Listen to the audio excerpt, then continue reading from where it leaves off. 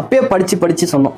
அதாவது யார்கிட்ட ஆட்சியை கொடுக்கணுன்ற ஒரு விஷயம் ஒன்றும் இல்லை. பக்கத்து மாநிலமான கர்நாடகா மாநிலம் முதலமைச்சர் நம்மளை பார்த்து சொல்றாரு, என்னோட மாநில பிரச்சனை இல்லை, நீங்க தலையிடாதீங்கன்னு. அது மாநில பிரச்சனை இல்லை, ஒரு மனிதனோட பிரச்சனை, ஒரு மனிதனோட உயிர் பிரச்சனை. அதுக்காக உலகத்துல இருக்க ஒவ்வொரு மனுஷனும் குரல் கொடுக்கலாம், அது தப்பே இல்லை. ஆனா தன்னோட மாநிலத்துல தன்னோட மாநில அரசு இருக்குல்ல, மக்களால் தேர்ந்தெடுக்கப்பட்ட அரசு, அவங்க அரசாங்க கான்ட்ராக்டை வெளி மாநிலத்திட்ட கொடுக்கும்போது அதுலயும் வெளி மாநில மேன் பவர் ஆட்களை நீங்க வேலைக்கு வச்சுக்கலாம்னு சொல்லும் போது அதுதான் அநீதி.